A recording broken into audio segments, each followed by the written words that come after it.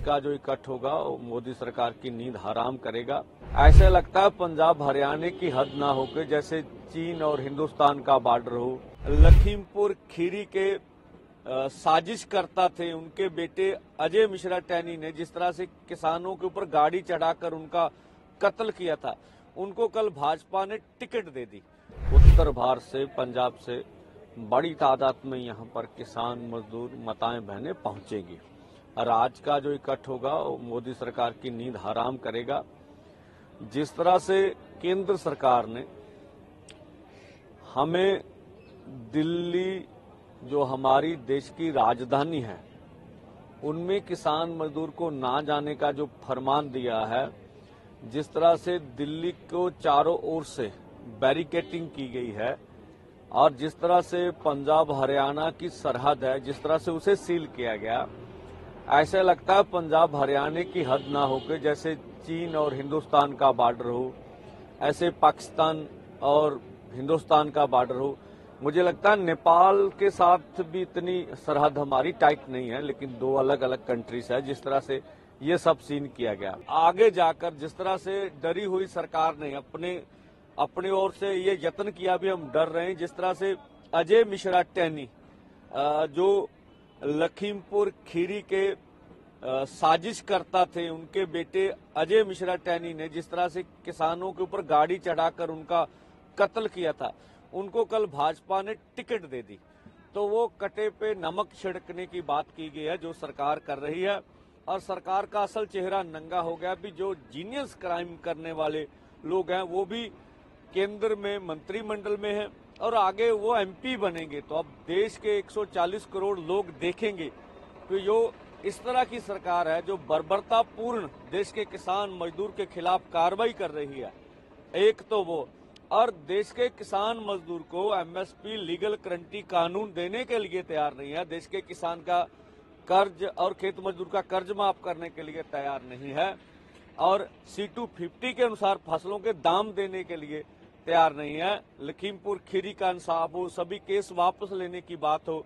अब देखिए उत्तर भारत में कल ओलावृष्टि और बरसात से जिस तरह से फसलों का नुकसान हुआ, तभी हम बोलते रहे कि फसली बीमा योजना सरकार अपने प्रीमियम पे करे। ये भी मांग रही WTO से भारत की खेती सेक्टर को बाहर निकल आना चाहिए। बिजली एक्ट 2023 जो उन्होंने बना रखा उसको वापस करवाने का सवाल है। तो इन मांगों के ऊपर जो आंदोलन चल रहा, केंद्र कहे तो रहा हम बैठ के मसले का हल करेंगे, लेकिन पर्दे के पीछे जो साजिशें की जा रही है, जो नीयत और नीयत में खोटी है, कल अजय मिश्रा टैनी जी को टिकट देने से ऊपर साफ हो गए। तो इस तरह की सरकार के बारे में मुझे नहीं लगा देश के लोग उनको आशीर्वाद देंगे। हाँ, शराब जरूर देंगे 140 करोड़ लोग और देश का किसान जो 60 करोड़ है वो इस तरह की सरकार से कभी भी खुश नहीं होगा। जो 0 FIR शुभकरण जी के सिलसिले में की गई है, अब देखिए सरकार बोल रही है कि हम ड्रोन से पूरी निगरानी कर रहे हैं, जो भी हरियाणा के लोग इधर आ रहे हैं उनकी शनाख्त कर रहे हैं, उनका पासपोर्ट रद्द कर देंगे और उनका वीजा भी कैंसिल कर देंगे।